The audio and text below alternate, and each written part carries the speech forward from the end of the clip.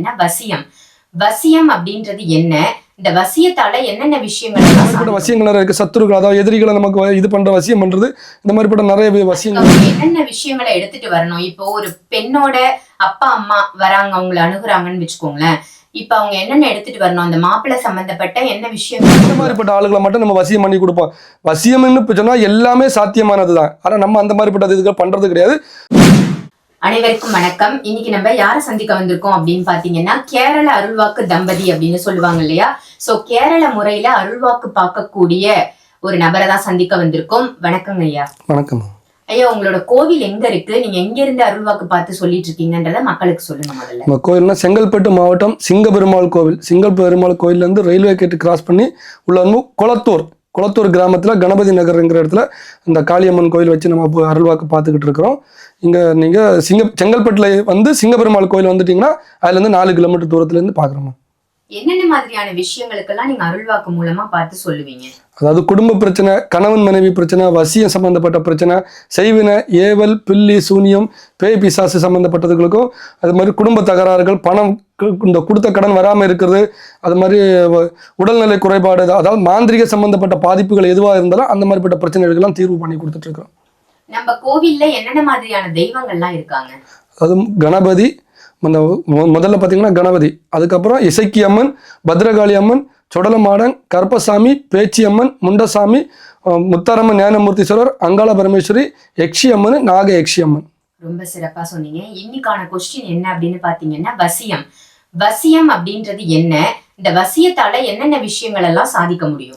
அதாவது வசியம் அப்படின்னு சொன்னீங்கன்னா, ஒரு ஆளை தன் இணக்கத்திற்கு இது பண்றதுக்காக, அதாவது நம்மளை விட்டு பிரிஞ்சு இருக்கிறவங்க, இல்ல நம்ம கிட்ட பழக்கத்துல இருந்தவங்க நம்மளை விட்டு விலகி இருக்கிறாங்க, இல்ல குடும்பத்துல மனஸ்தாபங்கள்னால பிரிஞ்சிருக்காங்கன்னா அவங்கள நம்ம கூட சேர்த்து வைக்கிறதும், நம்ம கூட பழையது மாதிரி ஒன்னா இருக்கிறதுக்கான இது பண்றதுக்கான இதுதான் வசியம். வசியம்ங்கிறது பிரிஞ்சு இருக்கிறவங்களை சேர்க்கறதுக்கு பேர் தான் பேரும் வசியம். வசியத்துல பல வழிகள் இருக்குது.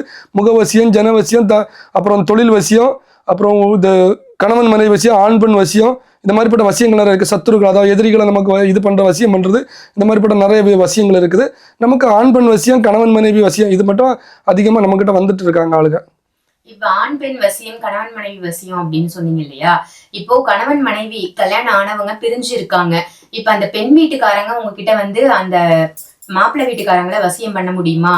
அந்த கணவன் வந்து இவங்க பொண்ணோட சேர முடியுமான்னு கேக்குறாங்கன்னா உங்களால பண்ணி தர முடியுமா? அதாவது கணவன் மனைவி வசியத்தினால அவர் இன்னொரு அஃபர், அதாவது வீட்டுக்காரர் வேற ஒரு பழக்க வழக்கத்தினால போனாலோ, இல்ல வேற ஏதாவது குடும்ப பிரச்சனைனால விலகி இருந்தாலோ, இந்த மாதிரி ஏதாவது பிரச்சனை, டைவர்ஸ் ஆகாம கொஞ்சம் விலகி இருக்கிறா, இல்ல வேற பழக்கத்துல வீட்டை விட்டு போயிட்டாரு, இந்த மாதிரி இருந்துச்சுன்னா நம்ம கிட்ட வந்தீங்கன்னா அவங்களுடைய போட்டோ இது இருந்துச்சுன்னா நம்ம அதை வச்சு முகவசியம் பண்ணி கொடுப்போம். அதாவது அவருக்கு திரும்ப பழைய ஞாபகங்கள் வர மாதிரி மோகினியை இது பண்ணி விட்டு அவங்களுக்கு பழைய ஞாபகங்கள், குடும்ப உறவுகள் திரும்ப வரணும், குடும்பம் நமக்கு ஒன்னா இருக்கணுங்கிற ஒரு உணர்வை உண்டு பண்ண வச்சு திரும்ப குடும்பத்தோட சேர்த்து வச்சுக்கிட்டு இருக்கிறோமா. அதுக்கு அவங்க என்னென்ன விஷயங்களை எடுத்துட்டு வரணும்? இப்போ ஒரு பெண்ணோட அப்பா அம்மா வராங்க, அவங்களை அணுகுறாங்கன்னு வச்சுக்கோங்களேன். இப்ப அவங்க என்னென்ன எடுத்துட்டு வரணும்? அந்த மாப்பிள்ளை சம்பந்தப்பட்ட என்ன விஷயங்களை கொண்டு வரணும்? பொதுவாக நமக்கு ஃபோட்டோ, அம்மா அப்பா பேர், குலதெய்வம் பேர், இது இருந்ததுனாலே நம்ம ஓரளவுக்கு பண்ணிக்கலாம். இல்லை நமக்கு கரெக்டாக நம்ம வீட்டிலேருந்து வர பட்சத்தில் நமக்கு எல்லாம் கிடைக்கும்னா அவங்களோட தலைமுடியோ இல்லைன்னா உபயோகப்படுத்தின துணியோ இது இருந்துச்சுன்னா இன்னும் கொஞ்சம் சிறப்பாக இருக்கும். ஃபோட்டோ இருந்தாலே நமக்கு போதுமானது. ஃபோட்டோவும் பேரும் அம்மா அப்பா பேர் இருந்துச்சுன்னா நம்ம அதை வச்சு நம்ம பண்ணிக்கலாம், வசியம் பண்ணிக்கலாம். இப்ப உறவுகளை மட்டும்தான் வசியம் பண்ண முடியுமா? உறவுகள் அல்லாதவர்களை வசியம் பண்ணணும்னு ஒரு சிலர் நினைக்கிறாங்கன்னா அது சாத்தியமா? அதாவது நமக்கு எங்கேயோ இருக்கிற ஒரு ஆளை நமக்கு வசியம் பண்ணணும்னு வச்சா அது சாத்தியம் இல்லாத ஒரு காரியம்.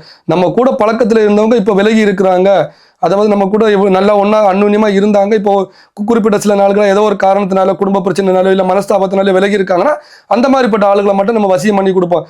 வசியம்னு சொன்னால் எல்லாமே சாத்தியமானது தான். ஆனால் நம்ம அந்த மாதிரிப்பட்ட இதுகள் பண்ணுறது கிடையாது. குடும்ப உறவுகள் ஒன்றா இருந்தவங்க தற்சமயத்துக்கு விலகி இருக்காங்க, இல்லைன்னா குடும்ப பிரச்சனைனால விலகி இருக்காங்கன்னா கண்டிப்பாக அவங்கள ஒன்று சேர்த்து வைச்சு நம்ம பண்ணி கொடுப்போம். இப்ப நிறைய யூடியூப்ல வந்து இந்த காதல் கை கூட வசியம், ஒரே நாளில் வசியம் அப்படி எல்லாம் போடுறாங்க. நிறைய விஷயங்கள் நம்ம பாக்குறோம். இதெல்லாம் உண்மைதானா? உண்மையா? அதாவது அவங்கவுங்க கத்துக்கிட்ட இது அடிப்படையில் அவங்க செய்யறாங்க. நம்ம யாரையும் குறை சொல்றதுக்கு இல்லை. அவங்கவுங்க சிலப்போ அவங்க ஆசான் படித்து கொடுத்த ஒரு வித்தையின் மூலமா அவங்க ஒரே நேரத்தில் கூட பண்ணலாம். ஆனால் பொதுவாக நமக்கு 7லேருந்து 21 நாள், அதிகபட்சம் 48 நாள்னு ஒரு கணக்கு இருக்குது. சில சமயத்தில் நம்மளோட நேர காலங்கள் நல்லா இருந்துச்சுன்னா ஒரே நாளில் கூட ஆகலாம். ஆனால் குறைந்தபட்சம் 7 நாளாவது ஆகும் நம்ம பண்ணி கொடுக்கறதுக்கு.